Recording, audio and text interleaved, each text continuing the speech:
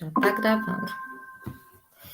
Vou tirar logo um print aqui, ó. Ficou bem legal. Vocês vão ver no print que ficou bem legal. O que eu tô compartilhando eu vejo aqui na tela. Se eu vier ver com vocês, dá até para eu ler que eu tô compartilhando. Olha, aqui estão as páginas, tá? O nosso livro é esse aqui, da capinha amarela, tá? Com esse desenho aí dessa petrolífera, tá? Com os navios, acho que de petróleo e tal, enfim. Isso aqui na aula eu trabalhei um vídeo, mas eu vou deixar para trabalhar esse vídeo presencialmente, tá? Porque eu quero colocar, quero explicar bem direitinho para vocês. Que aí foi só um desenho que eu fiz rapidinho para mostrar a questão de entrada, saída de energia, o movimento aí desse campo magnético.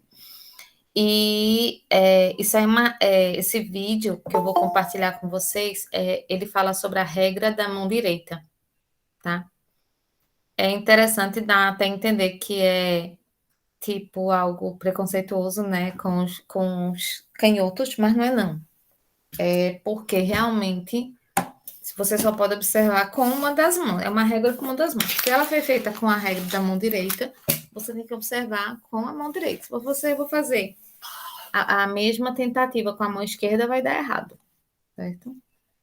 Deixa eu ver aqui. Ah, tá. Esqueci de colocar um negocinho aqui, por isso que não estava aparecendo o mouse. Agora que eu me toquei.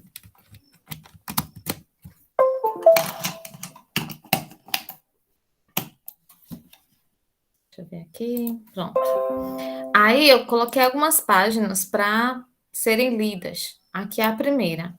Essa aqui eu até comecei a ler na sala de aula com vocês. Essa aí foi começando essa discussão sobre energia, e aí fala da energia do elevador que precisa para subir. Imagina, você vai lá para o 20º andar, né? E aí você precisa se locomover. Imagina que faltou energia, você tem que subir escadas referente a 20 andares. Gente, é escada a beça. Então, assim, e aí você precisa de quê? Da energia do seu corpo, que você obtém através dos alimentos, certo? Então, tudo à nossa volta existe a questão de energia. Mudando a página aqui. Nessa parte, quando fala de energia, deixa eu aumentar um pouquinho o zoom aqui, tá? Quando fala energia para o trabalho, né, do homem primitivo, certo? Então, ele começa colocando a questão da luta pela sobrevivência. Tá um pouquinho embaçado, mas vocês estão com o livro, então no livro vocês conseguiram ler direitinho. Quem não está com o livro ainda pode ir na escola buscar. Então, a luta pela sobrevivência implica uma permanente busca de recursos da natureza, tá? Então, a natureza, né, Deus fez tudo perfeito e deixou um monte de coisas para a gente, certo? E eu acho interessante aqui alguns tempos que foram colocados. Professora, Oi. licença, é obrigatório buscar o livro, é? Não, mas veja, todos os professores eu acredito que estão usando. Quer dizer, eu não sei se todos, mas acho que a maioria está. Eu sei que Sandro está usando, Roseli está usando, Valderic, Rosenildo, entendeu? Eu não vou dizer que todas as aulas eu vou usar, não. Porque, por exemplo, matemática mesmo, o conteúdo que a gente está vendo não tem no livro. Então, aí eu não estou trabalhando ele, certo? Mas aí tem várias coisas que a gente trabalha. E é um livro bom. A questão a gente não tem ainda um número suficiente em relação à língua portuguesa, acho que está bem limitadinho. Mas aí dos outros tem mais. E aí a gente resolveu entregar para facilitar, né, um pouquinho o trabalho para vocês também, certo? Aí seria Certo. bom, não é nada é obrigatório, mas seria bom. Deixa eu anotar aqui o nome de quem eu estou vendo aqui, que entrou, Lucas Alexandre Fabrício de Almeida. 1, 2, 3, 4, 5, 6, 7. Adriel. Acho que eu estou esquecendo de alguém. Maria Lânia.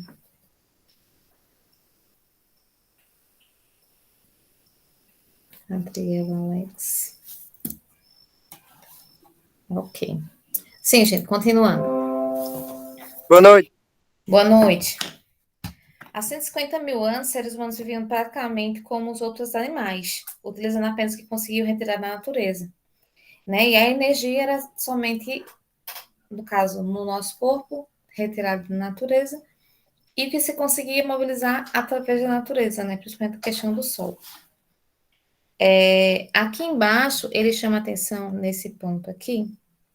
Se hoje em dia buscamos normalmente alimentos mais calóricos no inverno, imagina a dificuldade dos homens primitivos para superar essa necessidade. Né? E a caça e a pesca eram realizadas sem uso de instrumentos elaborados, o que requeria ainda maior quantidade de energia corporal para capturar e matar a presa, tá? Ele, nesse outro parágrafo aqui, esse parágrafo aqui, ele fala ele compara a questão do Joule e da caloria, né? Que é abreviado como cal. E essa medida Joule, ela é usada para medir energia, tá? Então, é uma medida internacional e uma caloria equivale a 4,18 joules, né? Está colocado aqui, ó. Mas a gente usa mais joule mesmo, tá? Não usa muito. Oh, aliás, a gente usa mais caloria. Aqui fala sobre a questão de obesidade, certo? Que hoje em dia é vista como uma questão de saúde pública, né? E as pessoas têm mais cuidado. Nessa outra página aqui, aliás, duas coisas, né, gente, que hoje em dia se pega muito. É a questão da obesidade e a questão da desidratação. Pessoas muito, assim, massa corporal mais elevada, aí tende a ter problemas de saúde relacionados ao coração, enfim, né, infarto, porque é a questão da gordura que prejudica e tal. Mas também tem a questão das pessoas muito magras, né, desidratadas, que aí pode desenvolver outros tipos de doenças. Aqui eu até dei uma olhadinha nesse exercício, ele é interessante. Aqui você pode montar e cada um pode fazer o seu, né? Aqui montar, tipo, nessa primeira questão, como se fosse uma dieta para uma pessoa, o que ele consumiria em um dia para obter 2.000 calorias, certo? E aqui seria que atividades deveria desenvolver para gastar essas calorias. Porque se ficar excesso, engorda. Se for mais, né, muito mais desequilibrado o exercício, vai emagrecer muito. Então, tudo tem que ter equilíbrio, tá? Aí aqui vem o ser humano e a energia. Aí eu também aqui anotei algumas coisas. Aqui ele fala que o Sol, né, ele é responsável pela transformação que há no estado físico da água, né? A questão da água entrar tá no estado líquido, tá no estado gasoso, né? A questão da fotossíntese das plantas, tudo isso trabalhado pela questão da energia do sol. O fogo, ele foi inventado, né? Foi criado há 20 mil anos atrás, né? A gente não consegue nem. Assim, eu falo 20 mil anos atrás como um número grande, mas eu não tenho muito essa dimensão dessa quantidade de anos, porque é uma quantidade absurda, né, gente? É enorme.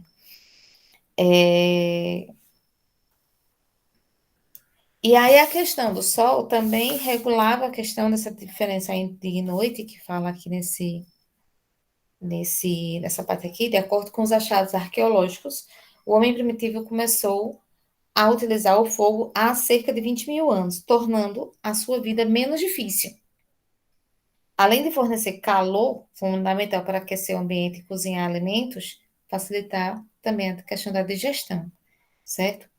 Então, porque não se via nada à noite, né? Então, com o fogo, então se começou a ter luz durante a noite, coisa que não se tinha. E aí, tanta questão de proteção em relação aos outros animais, a questão de calor, né, em noites frias, e também a questão da preparação de alimentos. Antes do fogo, o homem primitivo só conseguia armazenar energia em seu corpo, por meio dos alimentos. Com o fogo, a energia pode ser armazenada fora do seu corpo, a partir da lenha, guardada para quando fosse necessária. Aqui. Próxima página. Aqui está ainda falando da questão do homem primitivo.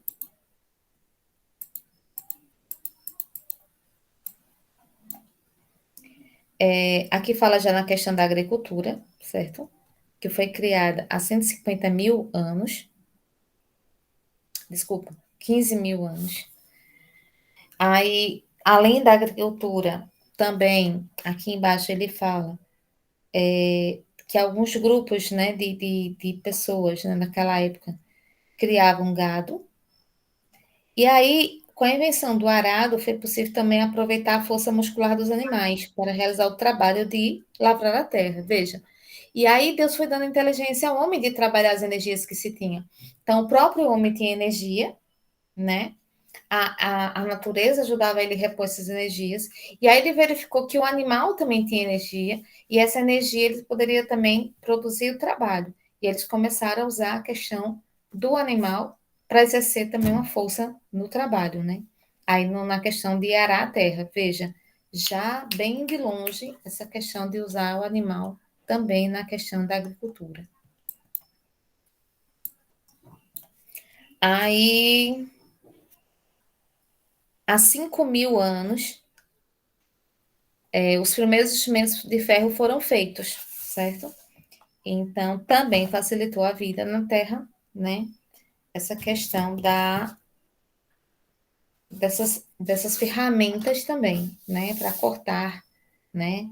Para preparar a terra, para plantio, podar plantas, Professora, tratar de carnes que iam ser usadas. Oi, desculpe interromper. Mudou o horário, foi, professora? já está com algumas semanas que houve mudança de horário. Acho que a gente começou um Foi novo horário Boa agora. noite. foi pelo Boa noite. calendário antigo. Pronto. Desculpa o horário. Ok. A gente mudou a gente está seguindo o novo horário desde o dia 4 de outubro. A senhora pode mandar o novo no grupo? Posso? Me lembre lá? Que Tá aí bom, eu obrigado. mando lá. Nada. Deixa eu marcar aqui. Só Maria Fátima que entrou agora há pouco. Ou mais alguém que eu não vi. Deixa eu ver. Maria Luz, Joyce, Maria de Socorro, Danilo, Fátima, Fabrício, David. Aí eu tô vendo Maria Lânia e Lucas Alexandre. Tem 11 pessoas? 3, 6, 9, 10. É isso mesmo. Porque essa parte que eu estou compartilhando conta como outra pessoa. Sim, gente, aí vem aí agora, nessa página 17, né, do livro, deixa eu ampliar aqui um pouquinho para a gente ver melhor, a questão das indústrias, tá? A questão das indústrias. E aí, eu acho interessante a linguagem que eles utilizaram aí, porque eles dizem o seguinte, que o artesão, né, o sapateiro, enfim, ele fazia todo o processo, desde a escolha do material que ia ser usado, né, até a preparação desse material e todo o trabalho até ser finalizado. Então, era uma pessoa para fazer todo o processo. Com a industrialização, o que acontece? As coisas, o trabalho é parcionado, certo? Deixa eu ver quem entrou aqui. Jonas. Bem-vindo, Jonas, à aula.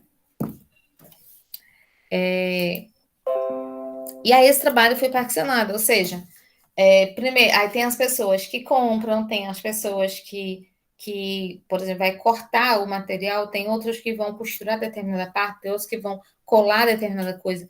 Então, numa fábrica, por exemplo, uma bateria, né, baterias Moura.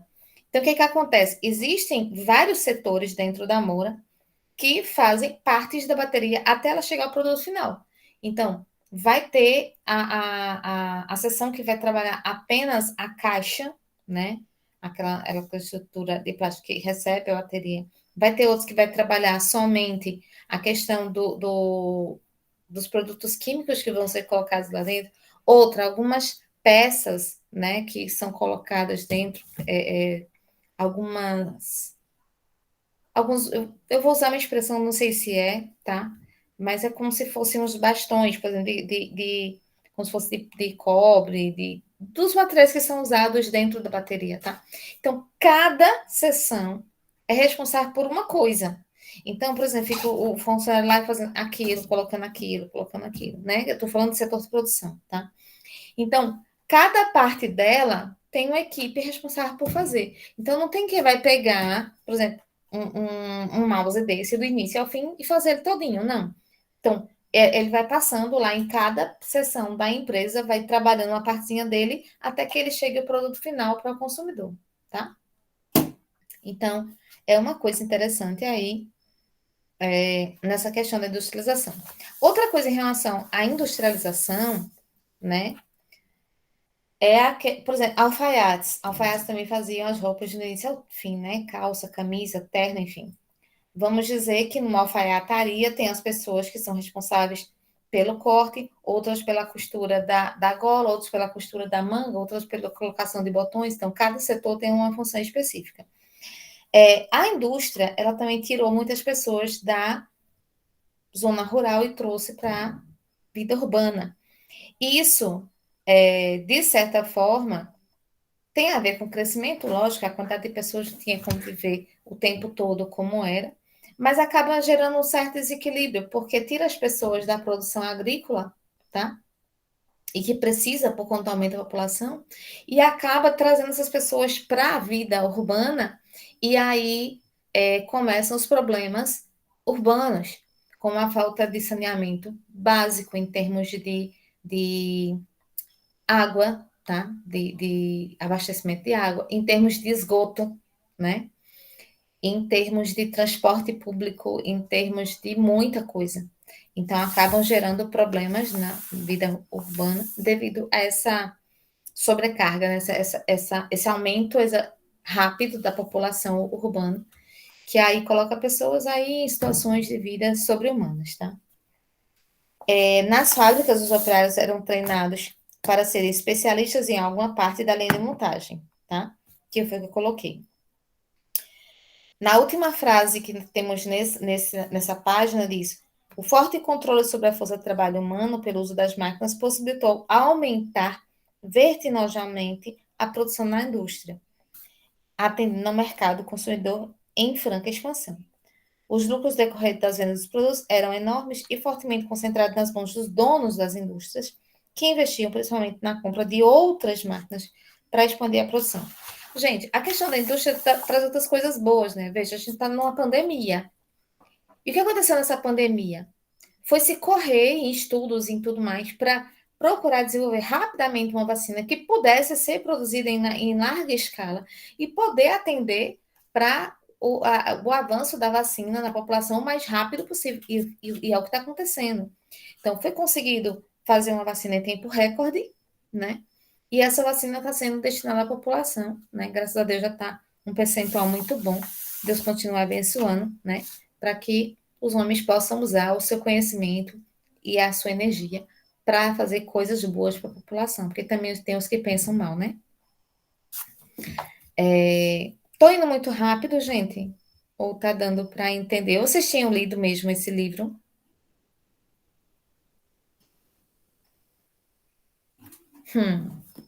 Ô, professora, eu não tenho esse livro ainda. Pronto, aí justamente por isso eu coloquei as fotinhas no Classroom. Mas pode ir em qualquer horário, Fátima, na escola. Pode ir de manhã, à tarde ou à noite. Aí, Na qual sua... é o livro? É só pedir os livros da EJA, Ah, tá. viu? Tá. Inclusive, na semana que não tem aula à noite, a escola só está aberta até 8 horas, tá? Aí vocês vão até esse horário. Mas Antônio está lá desde as 5h30, ele já está lá na escola. Aí pode ir lá buscar os livros. Ou você pode ir também de manhã ou à tarde, que tem gente na biblioteca e pode entregar para vocês. Certinho? Gente, virando a página aqui, ó. Estou na página 17, vou para a página 18 agora. Essa página. É interessante ler. Eu li isso aqui ontem, gente. E eu saio lendo. Eu não sei se dá para vocês verem. Deixa eu mostrar um pouquinho aqui. Deixa eu ver se eu mostro. Ó, não sei se dá para vocês verem. Ó, eu saio grifando e escrevendo um bocado de coisa, certo? Eu vou fazendo umas observaçõezinhas, porque é assim minha maneira de estudar. E isso qualquer disciplina, tá? Porque eu for estudar, eu gosto de estar... matemática, eu gosto de fazer nos cálculos. Língua portuguesa, eu gosto de escrever também. É minha maneira de estudar. Eu acho que quando a gente lê, escreve, procura fazer tipo uma anotação ali do que você entendeu, a, a aprendizagem flui melhor. Gente, aqui no início dessa página aqui em cima, né, tá fechando o que a gente estava conversando lá atrás, falando ainda da questão das máquinas e do consumo de energia, tá? E aí ele fala também sobre a questão do carvão, né? Que aí aquece, né, a água, e essa água, o vapor, né, ele impulsiona o movimento das máquinas também. Então, quanto mais máquinas, maior a necessidade de energia para pô-las em funcionamento. As primeiras máquinas industriais funcionavam a partir de vapor da água, superaquecido pela queima do carvão mineral. Portanto, o início da Revolução Industrial teve como base o uso do calor e da energia térmica. Energia térmica já está dizendo, é ligada à questão do calor, certo? Aí embaixo a gente já vem falando de energia térmica, empregada nas máquinas a vapor.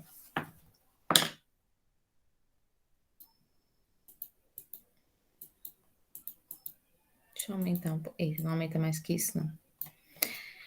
Então, vamos lá. Aqui ele fala da questão de combustíveis fósseis, tá? Então, o carvão mineral, o petróleo e o gás natural são classificados como combustíveis fósseis, pois são formados a partir da decomposição da matéria orgânica soterrada e mantida por milhares de anos, sob a alta pressão e temperatura, que, lógico, tem lá nessa... como é que eu diria? Quanto mais assim, o centro da Terra, né, ele tem uma questão de um aquecimento ali. Então, digamos que esses produtos eles estão bem assim dentro da Terra e que eles são também trabalhados por essa questão do calor da Terra, tá? Veja bem, vou completar aqui. Pois são formados a partir da decomposição de matéria orgânica soterrada e mantida por milhares de anos sob alta pressão e temperatura. Por conta desse longo processo de formação, essas fontes de energia são consideradas renováveis, tá? Levando em conta a escala de tempo humana. Já as energias solar, eólica e das marés, por exemplo, são consideradas renováveis. Energia solar, né, que vem do Sol, e hoje em dia está sendo bem trabalhada na sociedade, a questão daquelas placas que são colocadas nos telhados das casas, inclusive em plantações, em fazendas, são feitas estruturas para colocar aquelas placas. A energia eólica, a gente vê muito nas estradas, né? Quem viaja às vezes vê aqueles carros conduzindo aquelas hélices enormes, né? Que a gente vê o desenho dela aqui na página 29 do livro, tá? Que tá aí também no Classroom.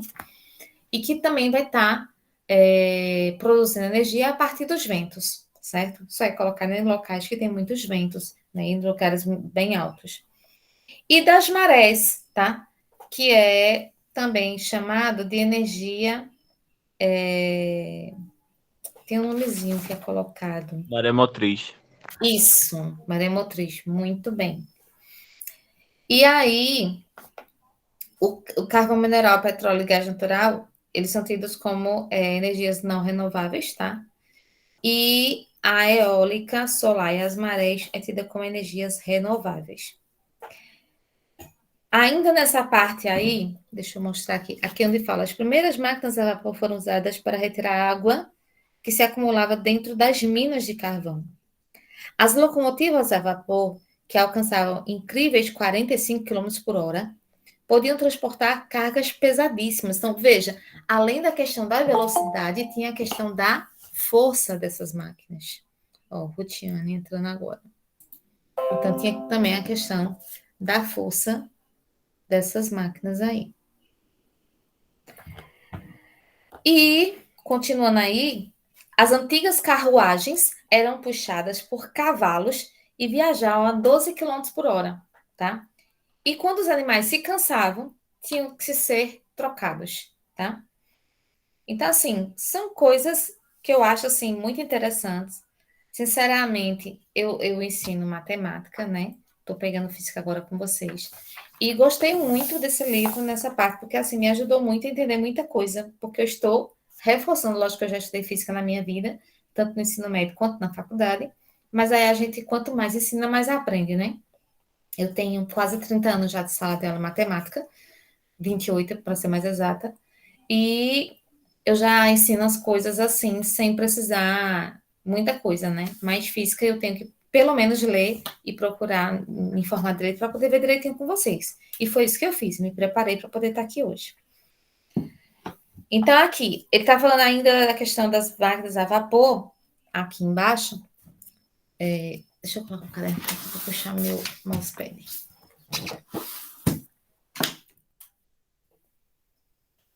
Aqui, as máquinas a vapor também foram usadas para impulsionar grandes embarcações, eliminando a tradicional dependência dos ventos. Questão das. Como é que se diz? As velas, né? Dos navios. Típica das naus da época das grandes navegações. 200 anos antes, a máquina a vapor aumentaram a velocidade do mundo. Também tinha o trabalho braçal, né, gente? Muitas vezes a gente vê em alguns filmes mais antigos, a gente vê alguns navios enormes utilizando escravos, né, lá no subsolo lá do navio, remando, né, produzindo lá, conduzindo esses navios. Então, essa questão da máquina a vapor, né, também veio substituir isso aí. Nessas imagens aqui, deixa eu ver se eu consigo puxar aqui.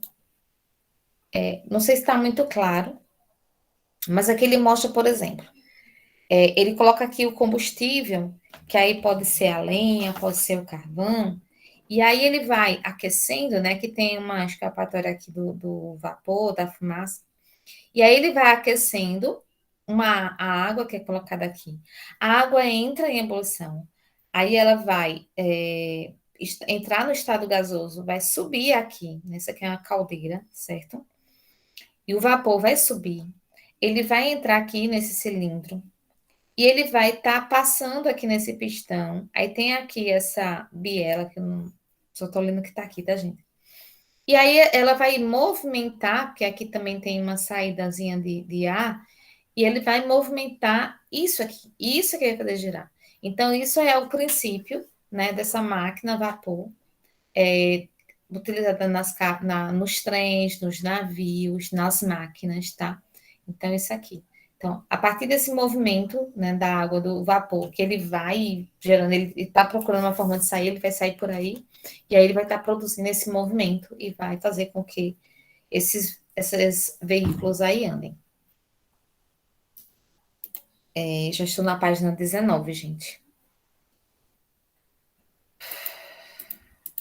Alguém quer comentar alguma coisa sobre essa parte? Até aqui. Deixa eu terminar esse pedacinho, vamos pensando, certo? Ó, a energia térmica que aquece a água da caldeira numa máquina térmica provém da energia química contida no combustível. A energia química que o carvão lá está queimando, então, a energia química. A energia química, por sua vez, é liberada através da combustão.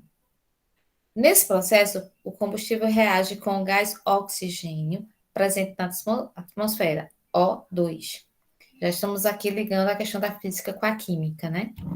E na presença de uma centelha, produz água, H2O, tá? Que é a molécula da água formada por duas partículas de átomo de hidrogênio e uma partícula de átomo de oxigênio. E o dióxido de carbono, CO2, né? Que tem uma partícula aí, um átomo de carbono e dois de oxigênio, formando essa molécula do carbono. liberando parte da energia armazenada nas ligações químicas do combustível na forma de calor. Tá? Que ele está só exemplificando mesmo isso. Então, a energia química ela é liberada através da combustão. Aqui tem uma tabela, que essa tabela eu achei interessante também, porque ela traz aqui, ó, o etanol, que é o álcool. Então, ele produz uma energia 6.400 quilocalorias, tá? Gasolina, 11.100. Óleo diesel, 10.900. A lenha, 2 milhões, não, 2.800 a 4.400. Gás natural, 11.900. Coque, que é o derivado do carvão mineral, 7.200. E o petróleo, 11.900. Então, aqui a gente vê, não tá aumentando mais não, que a gasolina rende mais que o álcool. Lógico, a gente sabe que o álcool é mais barato, mas você acaba gastando mais álcool que gasolina, né? Eu mesmo tenho o carro a gasolina e a álcool, eu prefiro usar gasolina. Há pessoas que até misturem, tá? Que é possível também. O álcool, principalmente em lugares frios, é ruim por conta da combustão dele, que não é tão fácil e aí demora a pegar, né? A questão da saída a partida do motor. A partir desses dados fica evidente a importância de buscar fontes de energia mais eficientes e apropriadas para cada aplicação. Com as atuais pesquisas, estou vendo aqui embaixo, para valorizar as células de hidrogênio que possuem um calor de combustão de 28.670 quilocalorias por quilo. Sobre essa parte aí, gente, que a gente acabou de ler, sobre a questão da energia em si, a energia para o trabalho e o homem primitivo, o ser humano e a energia para o trabalho e o homem industrial, energia térmica empregada nas máquinas a vapor. Alguma observação que vocês têm a fazer?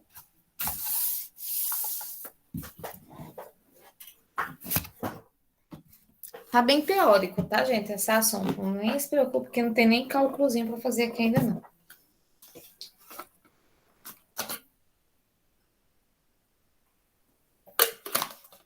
Ninguém quer falar nada, então vou continuar. Vamos passar aqui.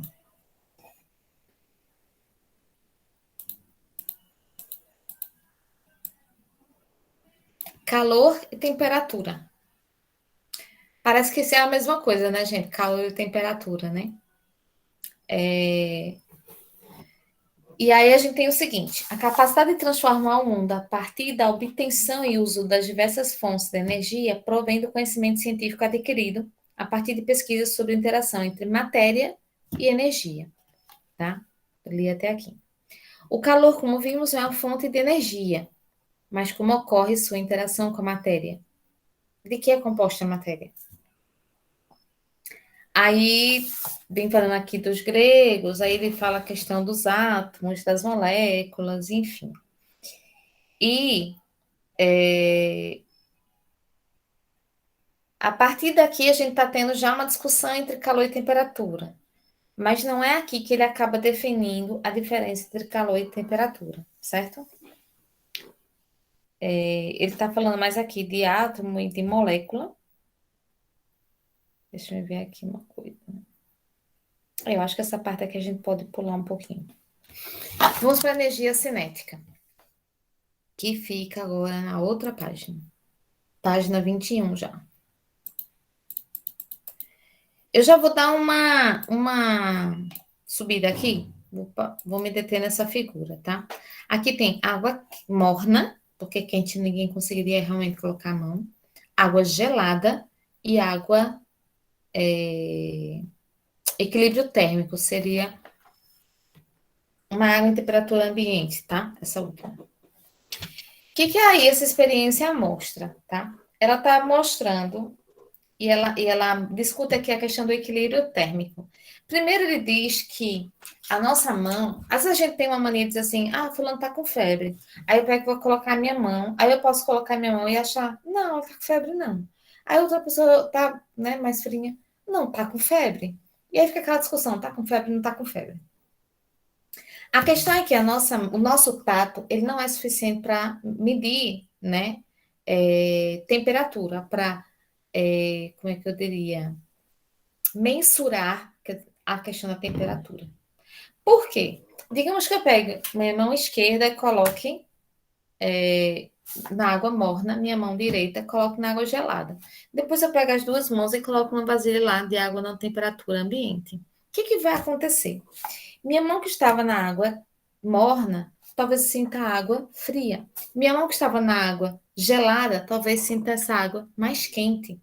Então, a experiência que eu vou ter ao tocar o recipiente lá com água natural vai depender do meu estado como eu estava aqui. Vocês estão entendendo a questão dessa temperatura? Então, eu teria que ter algo mais para medir, para verificar essa questão de uma determinada temperatura, porque o meu tato ele vai estar condicionado ao ambiente, por exemplo, a um período mais quente, um período mais frio, certo? Deixa eu virar aqui de novo. Vocês já fizeram essa experiência da água? Alguém fez? Eu não, professora. Nunca fizeram?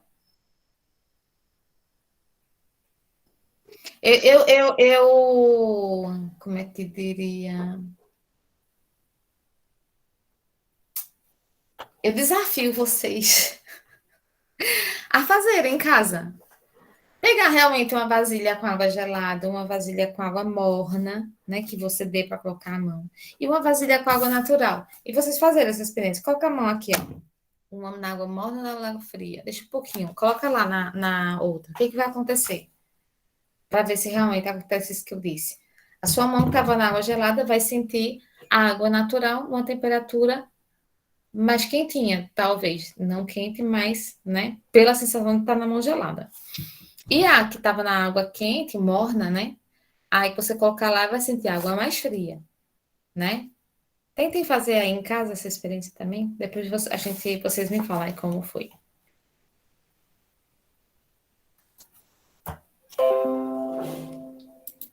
Deixa eu mudar aqui a página. Já estamos na página 22. Aqui. Já nesse primeiro parágrafo, ele vem falando de energia cinética, tá?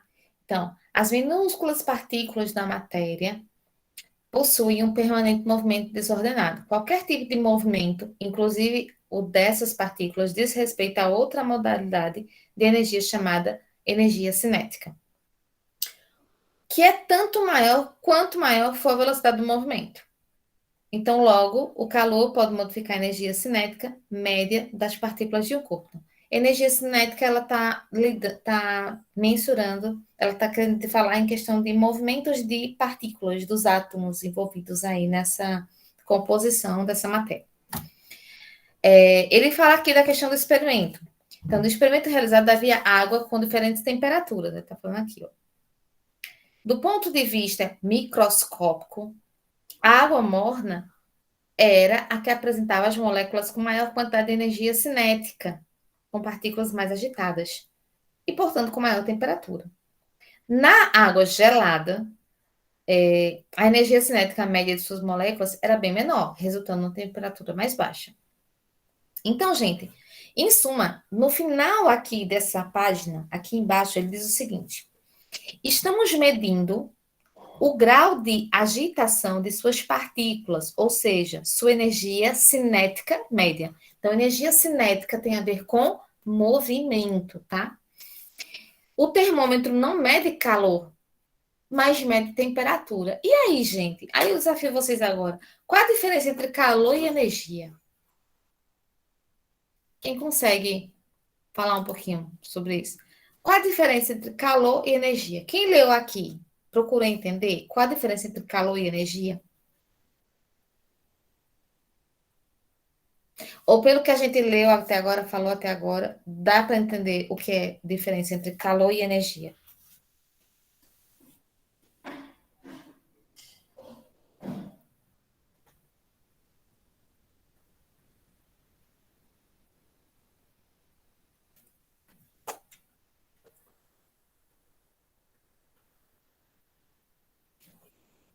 Eita, que silêncio. Eu vou continuar, minha gente. Tá difícil, é?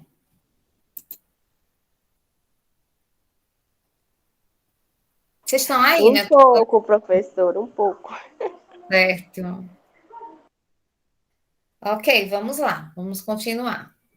Eu tô meio que fazendo um resumo aqui desse capítulo para vocês, tá? Eu Tá procurei certo. ler para chamar a atenção de uns pontinhos aqui para vocês. Vejam, aqui ele está falando isso, né? Que o termômetro não mede calor, mas sim ele mede a temperatura, tá? E afinal de contas, gente, o que é calor e o que é temperatura? A gente está falando aí de energia. A gente começou a falar lá no início de energia térmica e a gente vem falando aqui de energia cinética. Então, gente, o calor é energia térmica. Ela produz uma mudança em determinada matéria. Porque essa energia térmica, ela vai estar mexendo com a estrutura da água, por exemplo. Vamos imaginar que se a energia térmica ela está esfriando, o que acontece com as partículas da água? Elas vão se juntando, porque o frio, gente, até a gente, quando a gente tá com frio, né, vai dormir de noite, quem é casado sabe, que aí procura ficar juntinho, né, lá do marido, da mulher, para ficar mais quentinho, não é verdade? Até a criança, no frio, quer estar juntinho da mamãe, do papai, para ficar mais quentinho também. Então, até os filmes que a gente assiste, né, quando tem lá a questão do muito frio, as pessoas procuram estar juntas para se aquecer, certo? Então, é natural isso. Então, quando eu estou lá esfriando a água, a questão da a água exposta a baixas temperaturas, o que vai acontecer? As moléculas de água, H2O, elas vão se juntando e elas vão se solidificando, porque elas vão ficando mais juntinhas. O movimento entre elas vai diminuindo e elas vão ficando mais juntinhas. O que acontece quando aquece a água? Quando aquece a água, vai começando uma agitação com as moléculas. E é nessa agitação ela vai se expandir, tá? E até o ponto de, se ela ficar em estado gasoso, ela vai se expandir muito mais e o movimento vai ser mais acelerado. Então, o calor, ele produz, ele faz com que haja uma mudança na estrutura dessa matéria. Mas, no caso, a temperatura é essa energia cinética, é esse movimento. Então, se tiver menos movimentos, menor energia cinética, tá? Menos movimento, é porque tá mais frio, tá? Tá mais calminho. Se já tá agitada aquela coisa, já fica mais quente, tá? Então, é a questão da energia cinética, que ele faz com que haja maior ou menor movimento entre as partículas de determinado objeto, certo? Então, aqui embaixo, agora, vou ler essa partezinha aqui embaixo, onde fala do calor e do trabalho. Veja, eu vou ler esse primeiro parágrafo aqui. Calor, portanto, é energia térmica, que nunca pode ser localizada dentro de um objeto, mas apenas em trânsito, em transferência. Veja lá, a caldeira, que a gente viu agora há pouco, ela tá, o carvão produziu fogo, aquece a água passa do estado líquido para o gasoso, e essa mudança vai fazendo com que haja um movimento, né, de um outro corpo lá. Então, o fluxo de calor num corpo pode causar modificações em sua temperatura, ou seja, na energia cinética média de suas partículas. Na verdade, a energia térmica, ao ser assimilada por um corpo, produz aumento de velocidade de agitação de suas partículas. Então, quanto maior a temperatura, maior a agitação das partículas nesse corpo, transformando-se em energia cinética. E isso que é a temperatura, tá? Ficou claro? A diferença entre calor e temperatura? Sim, professora. Ok. É bom que eu estou gravando, depois vocês podem olhar de novo, né? Então vamos lá, já estou na página 23. Começamos na 13, viu? Já estamos bem adiantadinho. Deixa eu ver se eu consigo mudar aqui. Não, consigo não. Só aqui mesmo. Ai, ai. Aqui está falando de trabalho e calor lá em cima, tá? Antes desse outro. Deixa eu baixar aqui. Ó, portanto, através da interação entre calor e matéria, pode-se produzir trabalho também. Por quê? A questão que esse calor, ele vai fazer com que as moléculas se agitem, e isso vai produzir uma movimentação de uma peça, de uma máquina, de um moinho, tá? Que vai fazer com que um trabalho seja realizado. Então, a palavra trabalho tem um significado mais específico na física, fazendo referência a situações em que a energia é transferida para obter movimento. Logo, trabalho e calor em física são processos de transformação de energia, sendo que o calor provoca aumento da energia cinética das partículas de um modo desordenado, enquanto o trabalho é consequência da energia cinética mais ordenada. Então, digamos que o calor ele agita as células de forma desordenada, mas o trabalho é uma consequência da energia cinética mais ordenada, vai fazer um trabalho mais organizado, tá? Como no movimento das máquinas térmicas, certo? E aqui tem essa última frase: é muito complicado definir energia, mas a partir do que vimos até aqui, podemos concluir que energia é a capacidade de modificar a temperatura de um corpo ou de realizar um trabalho. Então, gravem isso aqui, tá, gente? Esse último parágrafozinho aqui, bem importante. Eu não sei se eu consigo aqui. Não, não consigo. Deixa eu ver aqui, também não. Não consigo editar. Mas esse parágrafo é muito importante. Principalmente aqui, ó. Podemos concluir que a energia é a capacidade de modificar a temperatura de um corpo ou de realizar um trabalho, certo? Vamos ver mais aqui embaixo agora, nessa mesma página 23 ainda. Quando a gente fala de formas de transmissão de calor. Então, a energia solar é construída basicamente de luz e calor. Pelo vácuo, ou seja, no universo, ela pode chegar à Terra, né? E tem a questão da irradiação. Então, a irradiação, a energia do Sol, ela vem para a Terra em forma de luz e calor. Tem a questão do infravermelho também, que ele chama atenção aqui.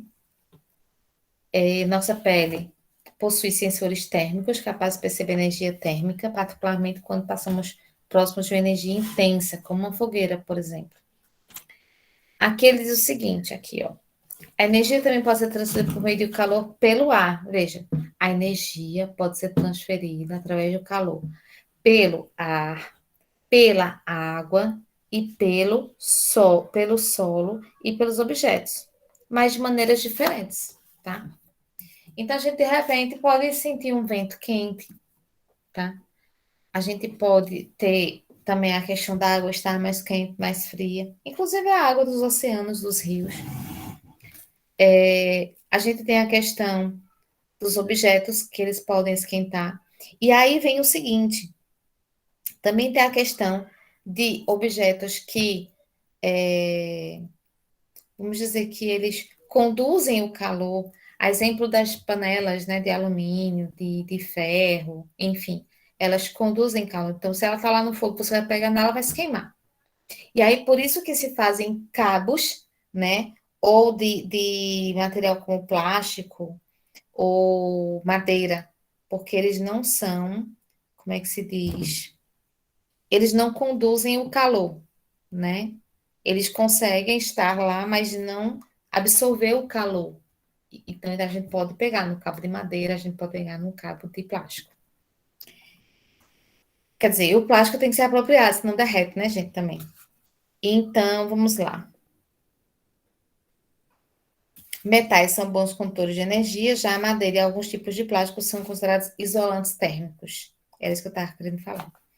Aí nós temos o calor por condução, que atravessa o corpo, e nós temos o calor por convecção, que, deixa eu ver aqui, Aí eu já vou para outra página para continuar falando sobre isso. Página 24 já. Será que pela hora eu vou conseguir a gente concluir até a página 29 que a gente ficou de ver hoje? Vamos lá. Aqui, ele está falando da questão da noite, a questão do processo de inverno, que a Terra tenta se resfriar mais rapidamente. Aí ele fala a questão que o mar, aí vem o vento para a Terra, de noite vai o vento da Terra para o mar. É uma questão aí sobre a questão da Terra, que absorve mais calor que o mar, porque o mar ele consegue resfriar mais rápido também. Então, observe o esquema a seguir. Esse esquema aqui, tá? Esse desenho aqui. Tenho aqui condução, tá? Sólidos. Então, aqui partículas muito agitadas, partículas agitadas, partículas pouco agitadas. Eu tenho aqui uma caldeira com combustível e com água. E aqui está a fumaça aqui do fogo e aqui a questão do vapor.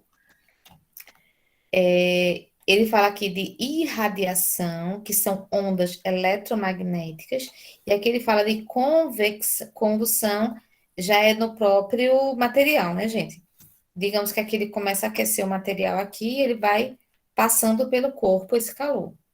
A convecção tem a questão dos fluidos, tem a ver com a questão das marés, né? Então, água quente, menos densa, água fria, mais densa. Aqui ele está fazendo um movimento no sentido anti-horário, tá? E aqui também. É a questão dessa convecção que ele é como se em determinado ponto ele estivesse mais quente, depois ele começa a resfriar. E ele fica nesse processo aí, certo? Deixa eu ver se eu vou ler aqui só mais esse parágrafozinho aqui. O calor por irradiação ocorre pela queima do combustível, aquecendo o fundo da panela, por exemplo, aqui embaixo. Cuja parede, através do calor por condução, então vai passar para essa parte de cima, porque é a condução. Veja que o fogo não está diretamente com a água, senão a água ia apagar o fogo, né? Mas aí, através do alumínio, do ferro, o fogo aquece a água, certo? Que é o calor por condução. Transfere a energia até outra face, onde se encontra a água, que recebendo essa energia torna-se menos densa e sobe, abrindo espaço para que a água menos quente e mais densa que esta, que estava mais afastada do fundo aquecido, desça, produzindo as correntes de convecção, tá? Ele vai ficar nesse ciclo, ele sobe e aí ele desce, né? Tem as gotinhas, né, que desce. O final da página 24 é um exercício, tá? Que eu não pedi para vocês fazerem. A página 25 também é exercício. E a gente vai passando agora para a página 26. Aqui.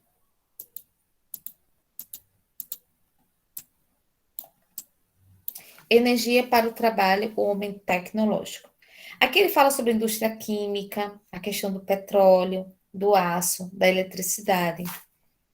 Ele fala dessa questão da energia elétrica, tá?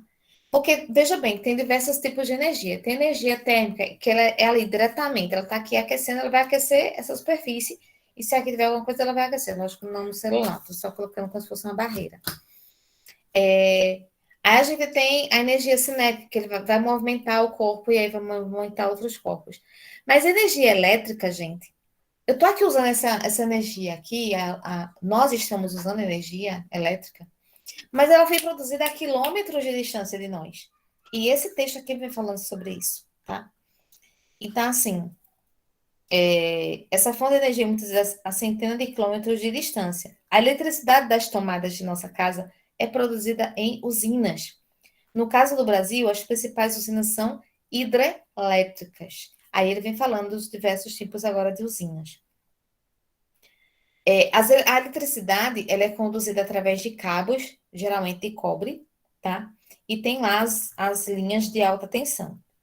Então, as principais fontes de energia que nós usamos são eletricidade, né, que é energia elétrica, o gás de cozinha, que a gente usa para cozinhar, né, que está caríssimo, por sinal, e a gasolina.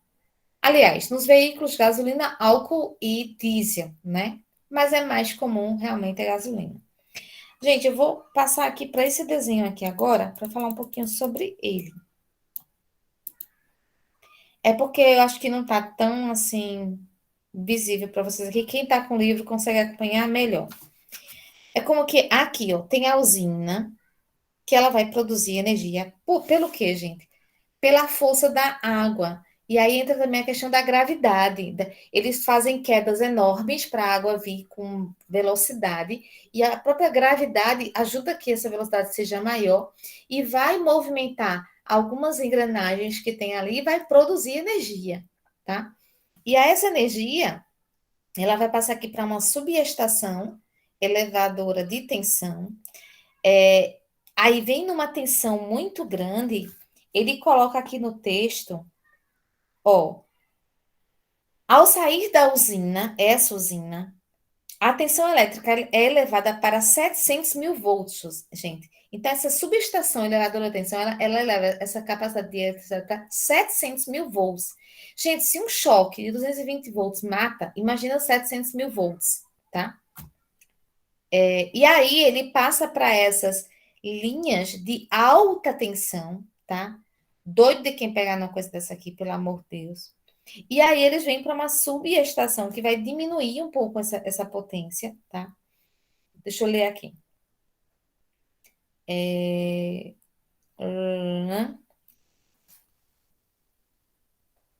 700 mil volts para diminuir as perdas de energias, porque vai se perdendo energia.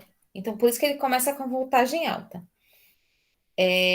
Por conta do aquecimento das linhas de transmissão. Ao se aproximar dos centros de consumo, a energia passa pelas subestações rebaixadoras de tensão. Então, nós temos uma subestação na Chesse, nós temos uma subestação aqui na CELP, aqui em Belo Jardim. Então, subestações rebaixadoras de tensão. E nos transformadores dos postes. Então, veja, passa por aqui, vem para essas linhas de alta tensão, vem para essa subestação rebaixadora de tensão, depois passa para os postes.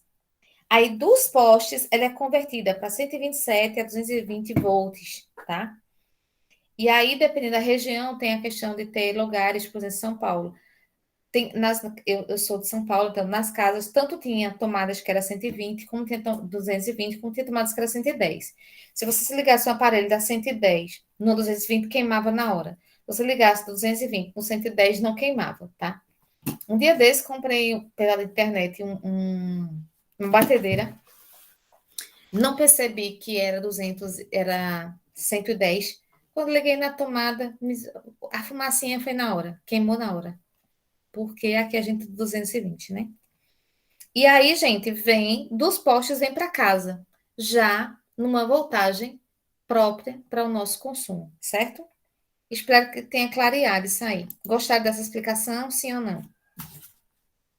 Sim. Sim. Ok. Na próxima página, página 27, eu tô achando que a gente não vai concluir hoje, gente. Porque já são 7h54. Mas eu acho que eu vou dar só uma deixazinha pra gente. E o pior que essas últimas aí que tem coisa pra gente ver. Nesse início aqui, ó, ele dá uma. Vou aqui em cima, ó. Vamos lá. Ele está falando embaixo. Dizer que aparelhos elétricos consomem energia diretamente quando ligados significa dizer que eles transformam energia elétrica em outras modalidades de energia, segundo a finalidade para a qual foram produzidos. Então, veja só, nós temos nas nossas tomadas energia elétrica. Aí nós temos aqui uma luz. Então, aqui a energia elétrica foi transformada em energia luminosa, tá?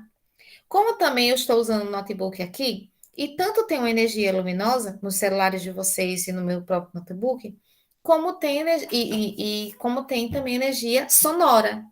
Porque tanto estamos vendo aqui a imagem através da luz, né, das diversas luzes que temos aqui, como também a questão do som. Tem a energia cinética, produzida pelo movimento, por exemplo, sim, tem a térmica, que no caso, secador de cabelo, o chuveiro, deixa eu ver, a torradeira, né? A sanduicheira, o Wi-Fi, né? O próprio micro-ondas. Então, ele vai estar produzindo energia térmica, porque ele vai estar esquentando, certo? O ar-condicionado, ele também vai estar produzindo energia térmica, só que ele vai estar resfriando o ambiente. E a energia cinética é a questão do movimento, por exemplo, ventilador. O ventilador está usando a energia cinética. O liquidificador, a energia vai rodar, né? A batedeira de bolo vai rodar, vai girar. Então, é um movimento, é energia cinética, tá? O barbeador também, né? Para quem usa aí. A energia elétrica e energia cinética, né? Que está sendo transformada, televisão, rádio e tal. Energia, em geral, luminosa e energia sonora. Então, ó, esse parágrafo aqui, veja, ele é muito importante. Então, assim, quando vocês leem um livro, seja de física, seja de história, de geografia, de língua portuguesa, de o que for, gente, grifa, faz observação. Eu vou até tirar foto do meu caderno para mostrar para vocês as coisas que eu escrevi aqui. Dá para até escrever um texto baseado nas observações que eu fiz. Veja, toda a minha aula hoje, toda a explicação está sendo baseada no que eu li, lógico, procurando entender, e nas observações que eu fiz aqui para vocês, tá?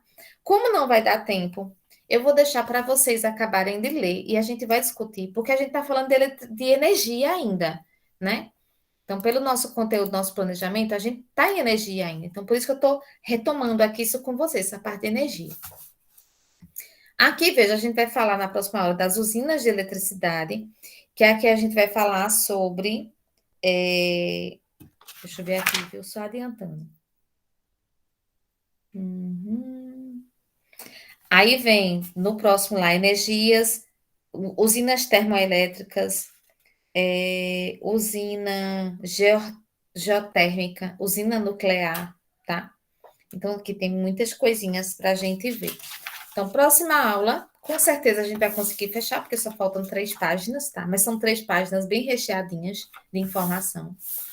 E aí, eu trago mais alguma coisa para a gente trabalhar.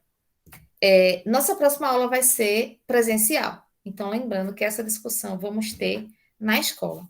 Se alguém quiser gravar, né, durante a aula lá, depois eu coloco para quem está em casa, tá certo?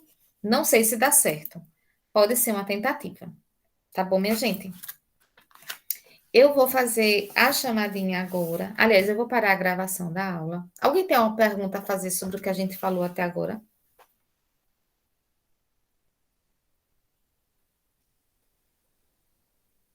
Oi, oi. Eu não. Oi? Tenho não. Certo. Então, gente, eu gostaria muito que vocês lessem, tá? Ontem eu comecei a ler, acho que era umas 7 da noite, eu terminei 1h30 da manhã, tá? Mas valeu a pena, eu gostei. Eu gostei do que li. Eu acho que é muito interessante. Quando a leitura é interessante, ela vale a pena, certinho? Bem, deixa eu só fazer a chamada aqui para verificar se eu não esqueci de marcar ninguém. Ó, deixa eu parar logo a gravação, porque aí quem eu for chamando já pode saindo, porque já são. Falta só um minutinho para acabar a aula.